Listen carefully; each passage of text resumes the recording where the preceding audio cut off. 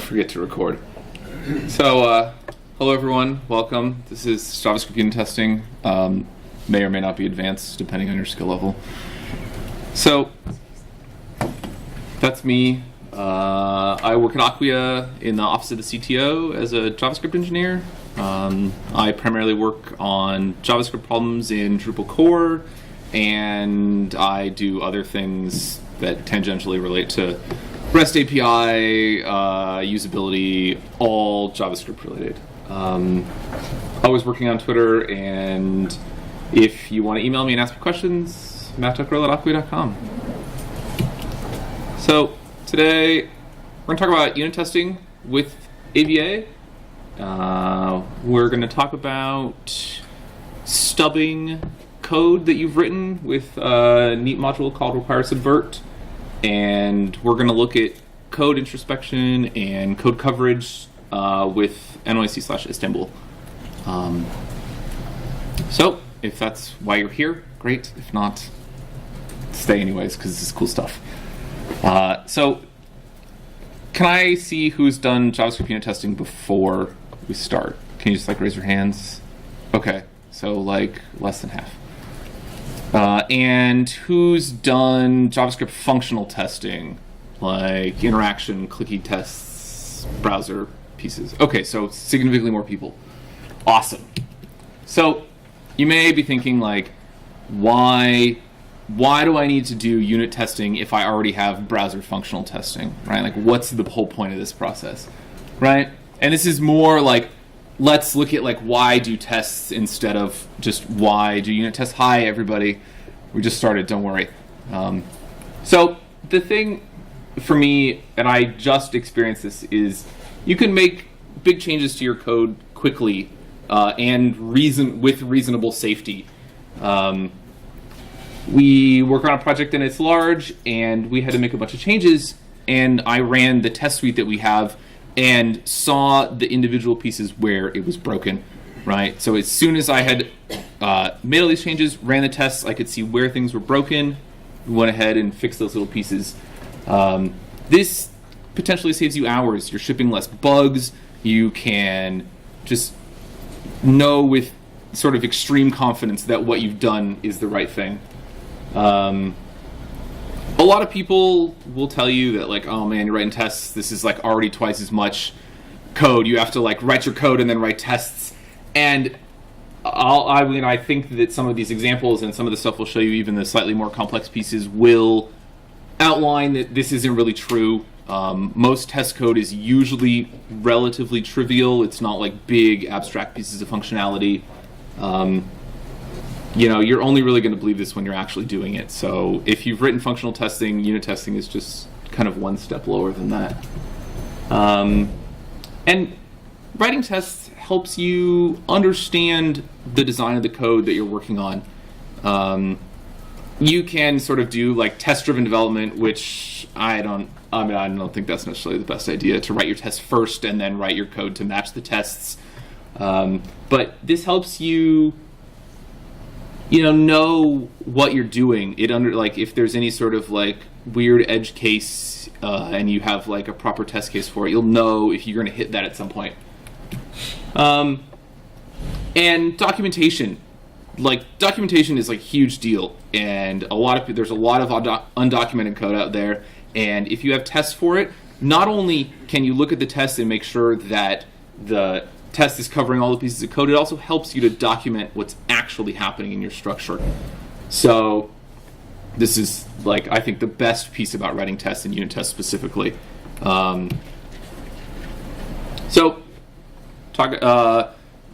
People that have done unit testing, just shout out what you've used before. QUnit. Okay. Anybody else? QUnit? Anybody else? Okay, awesome. Has anybody used AVA before? No? Okay, cool. AVA is from the future. Keeping in Backcamp theme, this is a wormhole of new testing swag. So AVA runs each of your test files in parallel. So I'll probably just say this in the next slide, so I'm not going to keep rambling on here. But this straight from the future stuff. So each one of your test files, so if you have a whole bunch of files that span a whole bunch of libraries, each one of those files is run in its own process. This forces you to sort of write atomic tests. It forces you to manage your test isolation. They can't like leak state between tests. You can't get like a confusing state object that kind of maneuvers its way around. Each test file is separate. This is really helpful, and it also speeds up performance of running your tests. Like if you're using stuff like Mocha or one of those other coffee-related test things, this is like 20 seconds faster. Some averages like that. Does that make sense to anybody? Do you have any questions about this so far? Yes. In front of in parallel processes, Yeah. how do you aggregate the code coverage after the fact? Get to that. Yeah, we definitely get to that. NYC, and so if you anybody familiar with Istanbul at all? Okay, so Istanbul doesn't work with AVA by default, but the wrapper around it manages the subprocess communication to capture that sort of introspection back and monitor the code coverage. So I'll basically demo this. It's like a one-line change. So, cool. Yeah. This is written on like Node.js, and it spawns a child process for each test file and keeps all that code running in there, and then it'll collect everything back, and you can look at your results. So, hi everybody, welcome. Great. So this is like your first baby test, right? This is amazing. AVA is super simple. It comes with its built-in assertion library. If you've used any other sort of like test runner framework, you might have had to use another assertion library to tell when things exist, right? Basically, just start your test, and then you can call test.pass if you really want to, and like, there you go, you've written your first test. But here's like, why can't I select in these slides? Tests don't have to have names if you don't want to. They can just be a test. Like here's a significantly more contrived example down here, but essentially just create a new entity, and then we just check to see that entity is an instance of entity, right? This returns true in JavaScript if you're familiar with instance of, and there's your test. You've written your very first piece of functionality. You're checking to see if this is done. And right, when you run this, my passing test and entity creation, you can see AVA tells you that both of these have passed on the command line. You get an indication that this has happened. And this piece, entity.js, both of those tests will run in the same child process, not each individual test in that file. That's something to just be aware of when you're doing this. So, any questions about this structure right now? Because we're gonna like just go off the rails here and talk about some more stuff. So, nope. Okay. So, if you remember, just like a few minutes ago, we talked about test context and shared context between tests, right? So, context isn't shared between test files. It can be shared between tests, and this is what test context is all about. So AVA runs this, each test file has its own process. You don't have to clean up sort of any global state between tests, but you may want to share state between tests, and that's what tcontext is for. Here in this example, like let's say generate unique ID or data generates some piece of information for you. Then in the test, you can see that tcontext data is foobar, right? This is available to each test, and before every single test, that before each function is going to run for you. It's going to generate that piece and store that in the context. Hi, there's like, I don't know, a couple seats up here in front.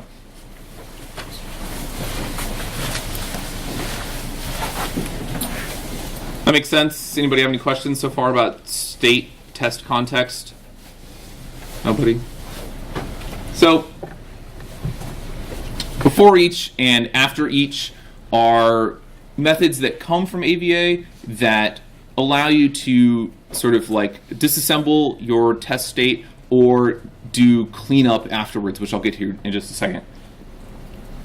So, like assert libraries, AVA has like tons of them. This can give you tons of, you can check, just pass a test, fail a test.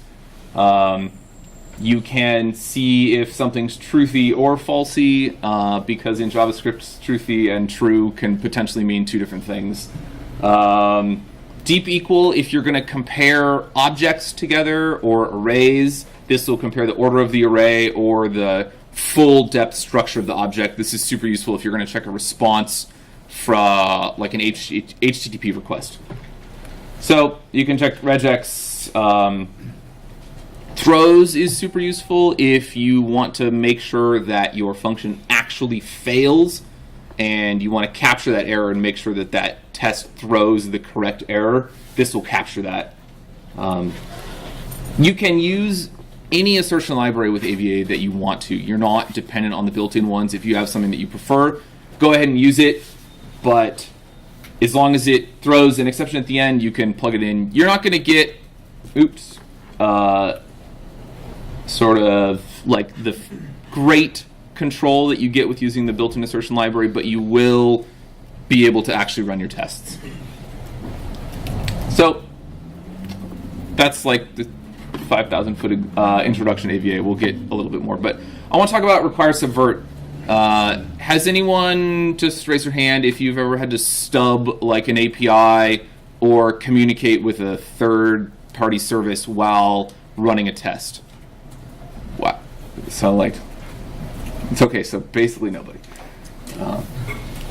So require subvert, if you're familiar at all with Node.js toolchain and you require a module, require puts it into a cache. It's called require cache, and this exists and this is shared across your entire node process.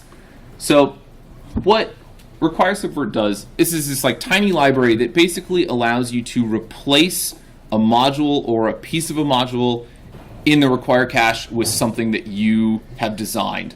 So if you need to make a request to something or fetch some data from a database and you don't have your full Drupal database on your thing, but you can mock what the response will look like, require subvert can help you do that.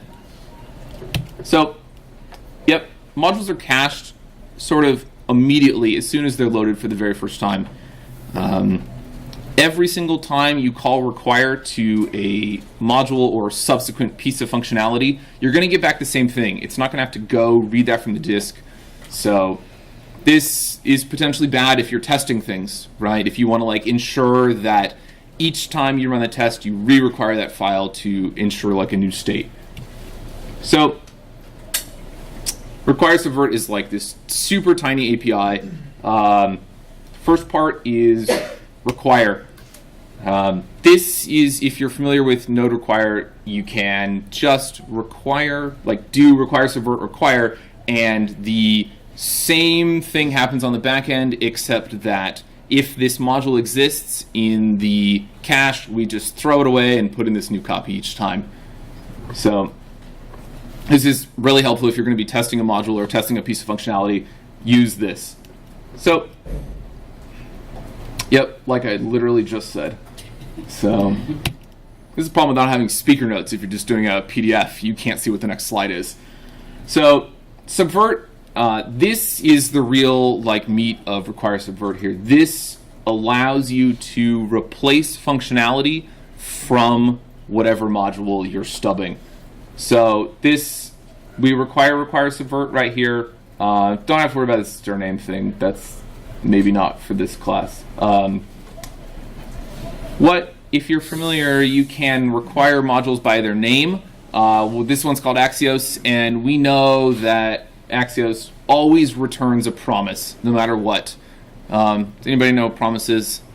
Right? Okay, great. So Axios always returns a promise, and here we're just making the module Axios return a promise that resolves immediately. This isn't what happens. This doesn't provide any extended functionality, any of the other things you could do with this library, but I just want it to be, as soon as I call this module's function, we're going to return a promise that resolves immediately. So this can be any module name. You can even pass a file name. So if you need to stub something else in your project at any level that is required, like you could have a file and it requires a file and it requires a file and it goes all the way down like 50 levels, and then you can stub the thing that you want. That's pretty awesome. You can mock things that are built in straight to JavaScript core, like the file system API. You can completely replace that with something else. So, let's jump back to AVA here. When you're done running your test, before you start your new one, you probably want to put back the require cache to where it was. Bad things can happen if you don't do that. You'll get sort of a leaky state between subverted modules. If when you call one and if you do something to it, that will persist between tests in the same file. Require subvert cleanup basically deletes what's in the cache and puts back the original require cache. This is a good thing to remember to do, and test after always make sure that's happened. That's an AVA convention. Basically, after every single test, regardless of a failure, if a previous test failed, we're going to always make sure we clean up the cache. So, any questions about require cache subverting? No? Okay. So, let's just look at this example here. So, I have this like web.js file, and I have this thing, and it's going to go get google.com/foo, right? But as you may be aware, this will not return anything. This returns a 404 not found. And I have this test down here where I require subvert, and I require this file, and I'm like, oh man, let's replace Axios, because I required Axios up here, and I'm going to subvert it down here. I'm going to change its stored method, and I'm just going to resolve data okay. But anyone think that this will work? Like, anybody, what's going to happen here if I run this test?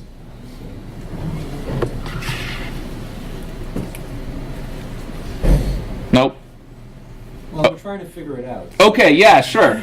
So, essentially this test, in the first part of this test here, we're subverting Axios. So we're going to replace its call structure. And then this test is going to call web.get, which is this function up here that we defined. And then, because we know Axios returns a promise, we return a promise, it's thenable, and we're going to check to see that the response that we return is okay. That's going to work. Yep. Yeah. I'm confident. Okay. Anybody? Yeah. No. I think it's not going to work because you've already required Axios by the time you're subverting it, so it already has a library. So, exactly. That will not work. That was like, basically, you have to, and this is like a gotcha that will catch you a lot unless you're very careful or have been doing this for a long time. But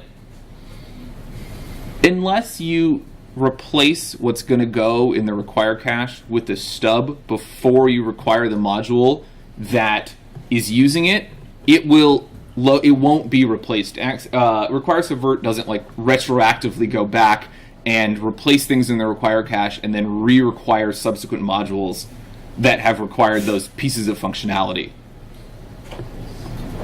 Does that make sense? Yep. So just like be careful when working in sort of this paradigm that you don't get caught up and you think like, oh man, this test is going to pass, we're all good, and then you misplace your require subvert statements. So any questions about that? So I guess it's a good practice to always put require subvert at the very beginning of the call. Yeah, sure. Just make sure that if you are going to replace a piece of module's functionality, you do it before anything else. Like you could do all kinds of stub stuff prior to that, but yep. Do you have a question? Yep. Yeah, so if you add a second test and you subvert Axios with something else, Yep. and you re-require your web library, does it then use the new one? Yes, it will. Yeah, definitely. Okay. Axios will then be re-stubbed that time, as long as you then subsequently, like if you were doing it in, let's see, like, we're talking about context. If you're doing it in context here, this is a perfect place for that, where you could, before each test, set up like a behavior for your library and then create a new instance and attach that to the context. You can be sure that that module will be replaced and require cache each time, like guaranteed. Okay. So,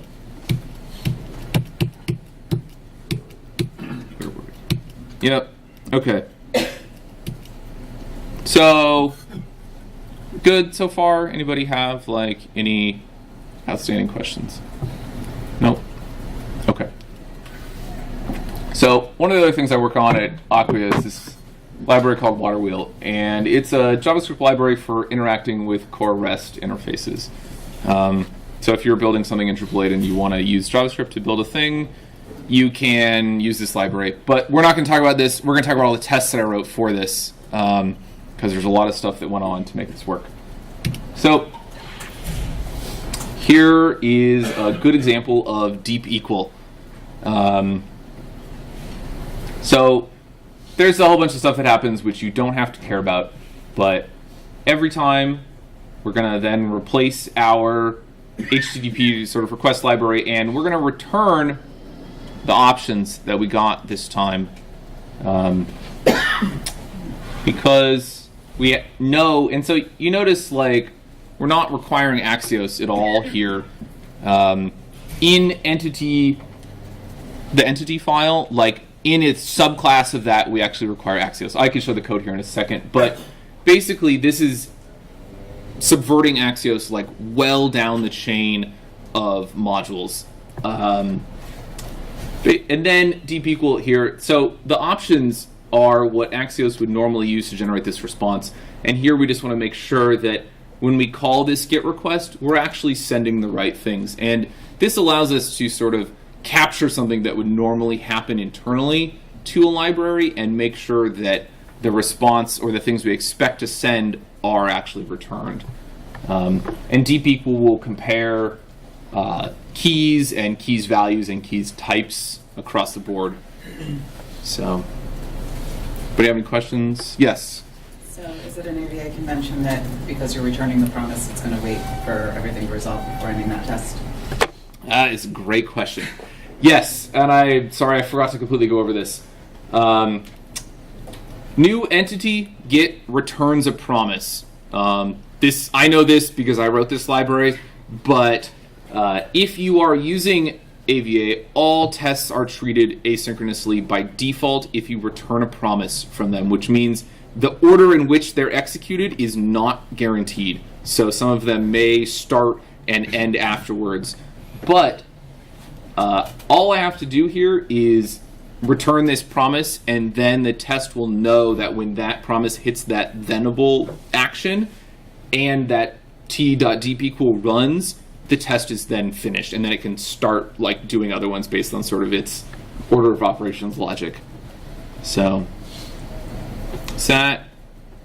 there's one, I think we'll go to callback mode here in the end, but callback mode essentially is for testing APIs that are not asynchronous. It's for like synchronous operations. You need to do all these things, and then you can call test.end, which signifies the test is finished and it's time to move on to the next one.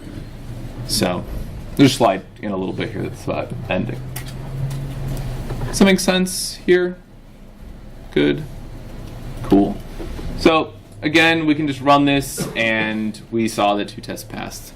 So AVA's command line will throw out great stack traces. If you have a test that fails, you'll get not only the stack trace for AVA, but you'll get the stack for the file in the point where the test failed, where it got to. So if you have some like deeply nested sort of require logic, it'll draw the stack down to where the actual problem was that you were testing and you got a failure. So again, this is shows something interesting. So if you're going to subvert a module, and let's say, for example, that you need to make 2 HTTP requests in the same call, something silently happens in the back, it makes another one, and then it makes another one after that, you can't just start stubbing Axios again or any other library again, like intermittently through this sort of promise chain that happens. So this code right here is going to be run for each time that the module is called. So there's some logic in here that checks to see whether or not, you know, this URL is actually the session token. If you're familiar with the REST API, if you're going to do a patch, you need to get the CSRF token. So what we do is just return the CSRF token here. This is important to note if you're going to be stubbing like complex things that your other module might need to have some functionality in it to handle multiple use cases. So your stub cannot, or just test a smaller piece of its functionality, but makes sense. This test pass, and we do a DP cool again here to look and see. And if you notice, here's your CSRF token, and here's the one that we expect to get back, and that's because this call is called twice for this single patch request. So. Any questions here? Yep. So specifically, if you, like I said, if you want to use a stub in more than one scenario, you're going to have to put some logic in there to make sure that you're returning the right value if you care about what's being returned. Yay, 3 tests passed. So I did a bunch of stuff in the background and we tested all the methods. So earlier we had a question about code coverage and code sort of, has your code been tested? And I think this is the best part about this talk is let's make sure you're actually testing all of your code, right? And Istanbul is you know, like everything else in JavaScript, is this like hilariously named thing to check your code coverage. It's an instrumentation library that tracks statement, branch, and function coverage. So everything that you do in JavaScript can be monitored by this. NYC is just the wrapper around Istanbul that offers you the ability to track coverage across spawn stub processes and collate that back together at the end. So you can get HTML, you can get the Linux coverage format, which is just like text, and if you are using Babel at all in your project, you can use a transpile step in here to instrument your pre-transpiled code. This is kind of complex to set up. If you want to figure this out, come see me. I can talk to this afterwards. Yeah. So here is an example of running those same tests we did earlier with the coverage reporting at the end. This probably doesn't provide you with the information you're thinking that you might want, right? This here only tells you that like each one of these files has like 66%, 50%, 57%. These are just like terrible code coverage numbers. And a whole bunch of uncovered lines, right? But that still requires you to look in your code base and go to these lines and, man, how do I find the coverage for this, right? So, get there. Basically, if you want to get coverage for your project, and NYC/Istanbul can be used with any code coverage test runner tool that you have. If you're using stuff like Mocha or, I don't know, something else. You can just prepend NYC and the reporter format that you want to it, and it will capture those results and generate code coverage for you. You don't have to use ABA at all. So it's great. Oh, HTML coverage. This is fun times. Man, I can't click on links in presentations, man. So here's an example of the tests that we've just been running. right? Is there anything that makes it bigger? Can you guys see that in the back? Like, okay, how's that? Good? So, NYC gives you great interface to what you're actually testing and how much of it you've tested and how much coverage you're actually generating on your code.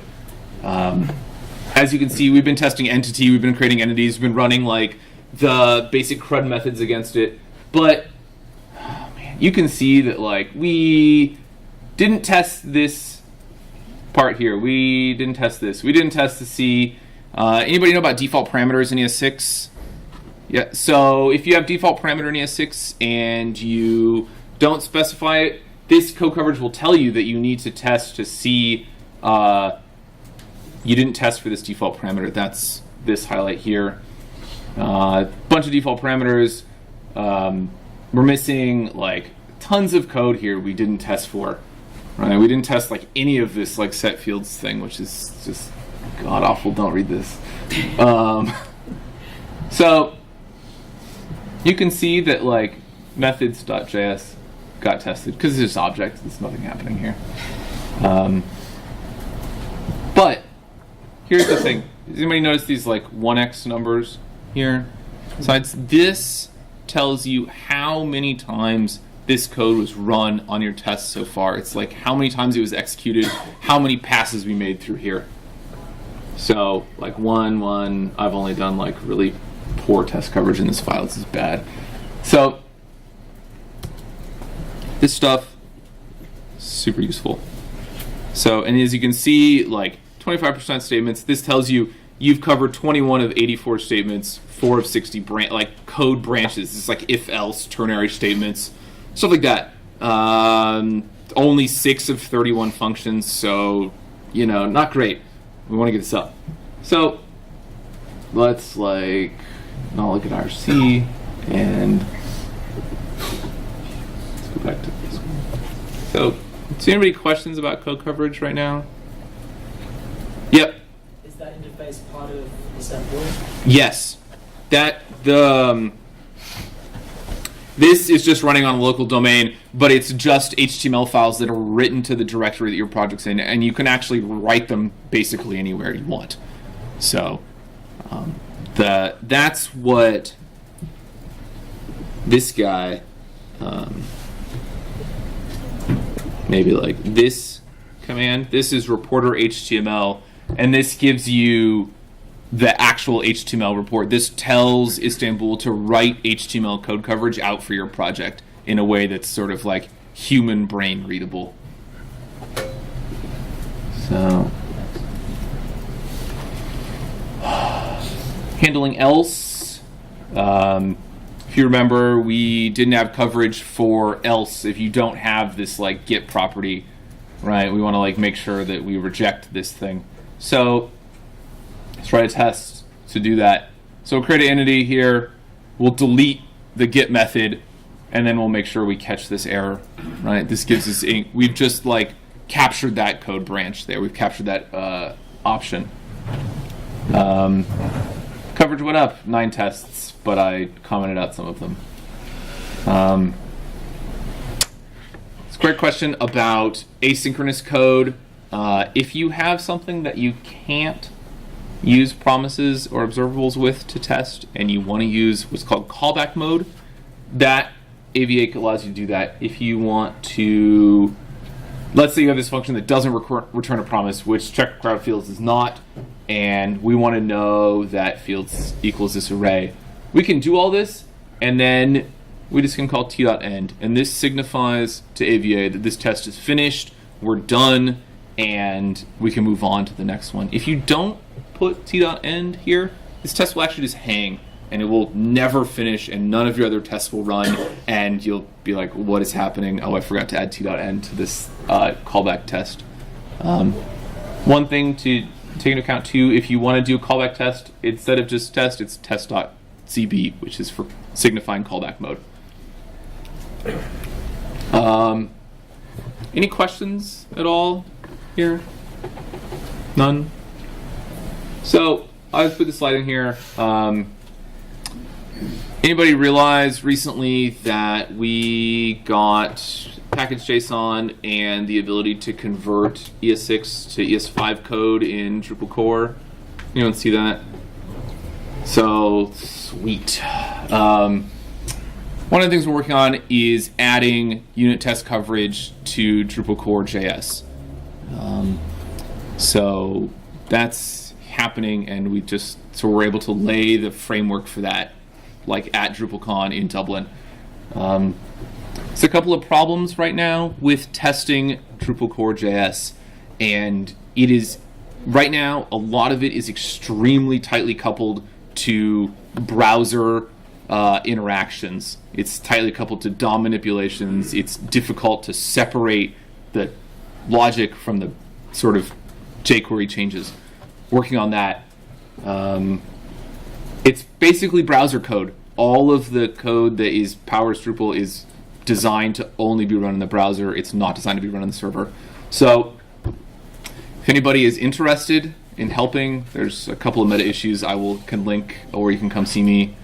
I guess any last questions? Yep. For any of these tools, is there anything preventing me from running them remotely? On Travis? Or any other CI tool? Any CI tool? Nope, there's nothing. As long as the tool remote tool chain supports Node.js, you can install your dev dependencies, which are the testing tools, and run them remotely. Including code coverage? Yep, including code coverage. So if I have a client that wants me to include their code, but coming from their server, Yep. I can... Yeah. So we, on every pull request for Waterwheel, we run Travis, and Travis basically runs our npm install, and then it runs npm run coverage. And this is a glob command to run the test and then check the coverage based on that. And then the test will fail. We want I realize it's really low. npm run, after success, npm run coverage. This basically tells us that, we maintain 100% test coverage. The CI tool should say that this build passed. So you can run all these tools on any machine you want. I could be slamming them because of number of passes if I run it remotely? No. This is, any sort of modern CI tool should be able to do this just fine. There's many larger projects that do this a lot. So, any other questions? Yep. Yeah, is there a good place where I can get a tutorial on this, full beginner introduction? To JavaScript or? No, to this kind of testing. To JavaScript testing. Unit testing. I don't know. We'll talk afterwards. I can maybe come up with something. So, cool. Yep. Oh. You can go. Go. Sure. In your example of requires subvert, is that overriding every method within the subverted class? Or Yep. how does that Yeah. work? It actually just replaces all of the module code with the code you provide. So if you wanted to provide stub something individually, you can use sign on, or there's another couple tools, but this is designed to actually replace the entire full module itself. So if you want to stub an individual method, you would make sure to return something that looks like the original code and just either do something weird and copy all those functions into your new one and then replace a specific piece, or just not worry about the stuff that you're just overriding with sort of empty code and then just the one method you'd want to replace. So, yep. Yeah, I was just looking at the subvert stuff. It seemed like it was a way to kind of get around doing traditional dependency injection. Yeah. Do you find that you just don't kind of use that pattern, or that Yeah. it's just a way of test things that aren't doing it? I've used require subvert to test to basically even subvert parts of our own code base that we don't want to test. We know database interaction that we wrote, we can subvert those pieces without ever even we can test those individually, but for this larger, broader, more complex test, we can just replace pieces of those with this require subvert. So, cool. Anybody else? Okay. Thanks, everybody. Oh, yeah.